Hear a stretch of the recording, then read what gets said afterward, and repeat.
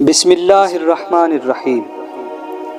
جب رسول خدا صلی اللہ علیہ وآلہ وسلم نے مدینہ کی طرف ہجرت فرمائی، لوگوں کی امانتیں جو حضرت کے پاس تھیں وہ امیر المومنین علی علیہ السلام کے سپرد کی، تاکہ علی علیہ السلام ان تمام امانتوں کو صاحبان امانت تک پہنچائیں۔ حنظلہ بن ابی سفیان نے عمیر بن وائل ثقفی کو بلایا اور اس سے کہا کہ علی ابن ابی طالب کے پاس جاؤ، اس سے 80 مسکال سونے کا دعویٰ کرو، کیونکہ میں نے 1 مسکال سونا محمد کے پاس بطور امانت رکھا ہوا تھا۔ حضرت محمد مدینہ کی طرف کوچ کر گئے ہیں اور علی علیہ السلام ان کے وکیل ہیں، جا کر کہو آپ میری امانت مجھے واپس کیجیے۔ اگر علی تم سے گواہ طلب کریں تو ہماری گواہی قریش کی تمام جماعت دے گی۔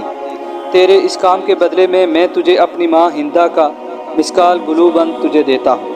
عمیر بن وائل حضرت امیر المومنین کے پاس آیا، جس طرح اسے سکھایا گیا تھا اسی طرح اس نے امانت کا دعویٰ کیا۔ امیر المومنین علی علیہ السلام نے اس سے امانت کی نشانی طلب کی۔ اس کے بعد امیر علیہ السلام نے امانتی سامان کے درمیان میں تلاش کیا تو اس کی امانت کے آثار بھی نہ ملے، جبکہ ہر امانت پر اس کے مالک کا نام لکھا ہوا تھا اور اس میں عمیر کا نام کہیں بھی نہ تھا۔ امیر علیہ السلام نے عمیر کو بہت سمجھایا لیکن کوئی فائدہ نہ ہوا۔ اس نے کہا میرے چند گواہ ہیں، ابو جہل اور اس کا بیٹا اکرمہ، عقبہ بن معیط، ابو سفیان اور اس کا بیٹا حنظلہ میری گواہی کے لیے حاضر ہیں۔ حضرت امیر المومنین علی علیہ السلام پہچان گئے کہ یہ ان کا فریب ہے۔ حکم دیا کہ گواہوں کو خانہ کعبہ میں حاضر کیا جائے۔ عمیر کو ایسی جگہ طلب کیا کہ گواہ عمیر کی بات نہ سن سکیں۔ فرمایا برادر ثقیف، بتائیے یہ امانت آپ نے دن کے کس وقت رسول خدا کے سپرد کی تھی؟ اس نے کہا دوپہر کے وقت رسول خدا نے میرے ہاتھ سے لی تھی اور اپنے غلام کے حوالے کی تھی۔ اس کے بعد آپ علیہ السلام نے ابو جہل کو طلب کیا۔ اس نے گواہی دینے سے انکار کر دیا اور کہا مجھ پر گواہی دینا کوئی فرض تو نہیں ہے۔ پھر آپ نے ابو سفیان کو بلایا اور اس سے یہی سوال کیا۔ ابو سفیان نے کہا غروب آفتاب کے وقت محمد مصطفیٰ کے حوالے کی اور آپ نے اپنی جیب میں ڈالی۔ پھر حنظلہ کو بلایا۔ اس نے گواہی میں کہا کہ عین دوپہر کا وقت تھا جب یہ امانت محمد مصطفیٰ نے لے لی، اپنے ہاتھ میں رکھے تھے یہاں تک کہ عمیر واپس آ گیا۔ پھر عقبہ کو بلایا اور اس سے سوال کیا۔ عقبہ نے جواب میں کہا محمد نے یہ امانت عصر کی وقت لی تھی اور فوراً اسے اپنے گھر بھیج دیا۔ پھر اکرمہ کو بلایا، اس سے سوال کیا۔ اس نے جواب میں کہا محمد صلی اللہ علیہ وآلہ وسلم نے یہ امانت طلوع آفتاب کے وقت لی تھی اور اس امانت کو فاطمہ بنت اسد کے گھر روانہ فرمایا تھا۔ جب عمیر نے مختلف اور متضاد شہادتیں سنی تو اس کا رنگ اڑ گیا اور جان گیا کہ اس حرکت سے اس کی رسوائی ہوئی ہے۔ حضرت امیر المومنین علی علیہ السلام نے فرمایا اے عمیر، تیرا رنگ کیوں زرد ہو گیا ہے اور تجھ میں کیوں تبدیلی آ رہی ہے؟ عمیر نے کہا یا علی، یہ کسی کا مکر و فریب تھا، اب میں اصل بات بتاتا ہوں، میں رسوا نہیں ہونا چاہتا۔ مجھے اس محترم گھر کی قسم کہ میری محمد کے پاس کوئی امانت نہیں تھی۔ حنظلہ بن ابی سفیان نے مجھے لالچ دیا اور ابو سفیان نے مجھے فریب کاری کے بدلے میں دینار اور ہندہ کا گلو بند جس پر اس کا نام ہندہ نقش ہے بطور رشوت دیے ہیں۔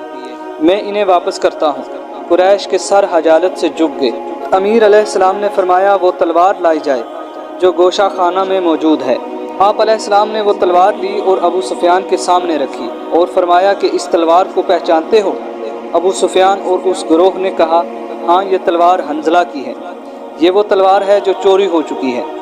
حضرت نے فرمایا ہاں یہ تلوار حنظلہ کی ہے لیکن اسے کسی نے چرایا نہیں ہے، یہ بھی تمہارا مکر و فریب تھا جو کارگر نہ ہوا۔ اس وقت آپ علیہ السلام نے فرمایا اگر تو سچ کہتا ہے تو بتاؤ تمہارا غلام محلہ اسود کہاں ہے؟ ابو سفیان نے کہا کسی کام کے لیے طائف گیا ہوا ہے۔ حضرت نے فرمایا اگر تو سچا ہے تو اسے حاضر کر۔ ابو سفیان خاموش اور پریشان ہو گیا۔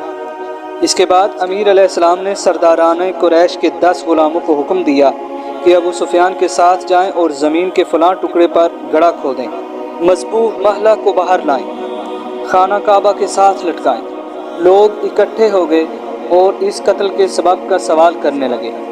امیر علیہ السلام نے فرمایا حنظلہ اور ابو سفیان نے اسے رشوت دی تھی اور اس سے کہا کہ اگر علی کو قتل کر دے گا تو ہم تجھے آزاد کر دیں گے۔ حنظلہ نے اس کو تلوار دی، وہ اندھیرے میں چھپ کر بیٹھ گیا تاکہ مجھے قتل کرے۔ جب میں اس کے قریب گیا وہ کھڑا ہوا تاکہ تلوار سے میرے سر پر وار کرے۔ میں نے اس سے تلوار کھینچ لی اور ایک ضرب سے اسے قتل کر دیا، اور یوں اس کے مکر و فریب کا کوئی نتیجہ برآمد نہ ہو سکا۔ عمیر نے جب یہ داستان سنی تو اس کا دل نور اسلام سے روشن ہو گیا۔ اس نے کہا اشہد ان لا الہ الا اللہ و اشہد ان محمد الرسول اللہ۔ ویڈیو اچھی لگے تو دوست احباب میں شیئر کریں، چینل پر نئے ہیں تو چینل کو ضرور سبسکرائب کریں۔ بہت شکریہ۔